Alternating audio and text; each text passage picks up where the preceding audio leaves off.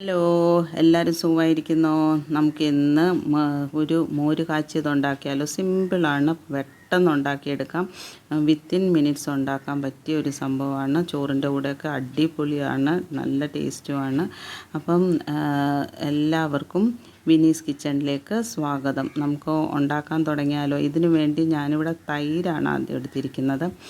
കട്ട തൈര് വേണേ. കട്ട തൈര് എടുത്തിട്ട് അതിനകത്തോട്ട് നമുക്ക് ഒരു കാൽ കപ്പ് വെള്ളം എടുത്ത് അതും കൂടെ ഇട്ടിട്ട് ആ കട്ട തൈരൊന്ന് ബീറ്റ് ചെയ്ത് ഒരിച്ചിരി ലൂസാക്കണം.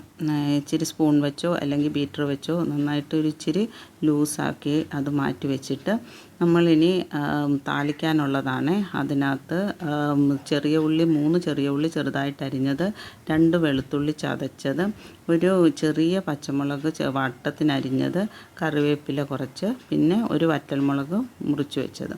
ഇനി നമുക്ക് ഒരു കടായിക്കകത്ത് എന്ന് വെച്ചാൽ ഒരു ചീനിച്ചട്ടിക്കകത്ത് ഒരു 2 ടേബിൾ സ്പൂൺ വെളിച്ചെണ്ണ ഒഴിച്ചു.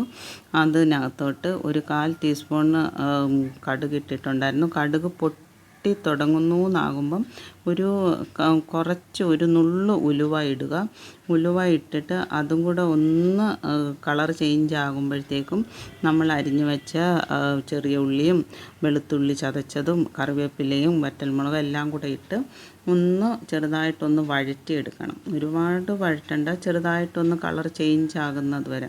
എന്നിട്ട് കളറൊന്ന് ചേഞ്ചായി തുടങ്ങുമ്പോഴത്തേക്കും ഒരു 1/4 ടീസ്പൂൺ കായപ്പൊടിയും കൂടെ ഞാൻ ചേർത്തിട്ടുണ്ട്. കായപ്പൊടിയും കൂടി ഇട്ടിട്ട് നന്നായിട്ട് അതും കൂടെ ഒന്ന് ചൂടാകുന്നത് വരെ നന്നായിട്ട് ഇളക്കി കൊടുക്കണം.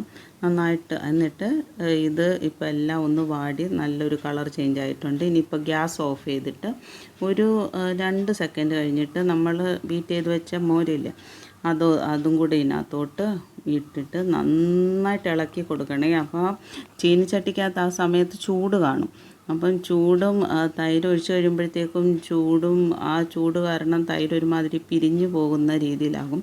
അതാകാതിരിക്കാനാണ്. അപ്പോൾ ഇളക്കി കൊടുത്തുകൊണ്ടിരിക്കണം. കുറച്ച് നേരം ഇളക്കി കൊടുത്ത് ആ തൈര് നമ്മൾ ഇതാക്കി വെച്ച തൈര് ഒന്ന് ചൂടായി കഴിയുമ്പോഴത്തേക്കും കുറച്ച് ഒരു 1/4 ടീസ്പൂൺ ഉപ്പ് കൂടെ ഇട്ടിട്ട് നന്നായിട്ട് ഇളക്കി ഒരു പാത്രത്തിലോട്ട് മാറ്റുക. വളരെ സിമ്പിളായിട്ടുള്ളൊരു മോര് കാച്ചിയതാണ്. എല്ലാവർക്കും ഇഷ്ടപ്പെടും. ഇഷ്ടപ്പെട്ടെങ്കിൽ ലൈക്ക് ചെയ്ത് ഷെയർ ചെയ്ത് സബ്സ്ക്രൈബ് ചെയ്യണേ. ബെല്ലൈക്കണും കൂടെ എനേബിൾ ചെയ്താലേ ഞാനിടുന്ന വീഡിയോസ് കിട്ടത്തുള്ളൂ. അപ്പം താങ്ക് യു.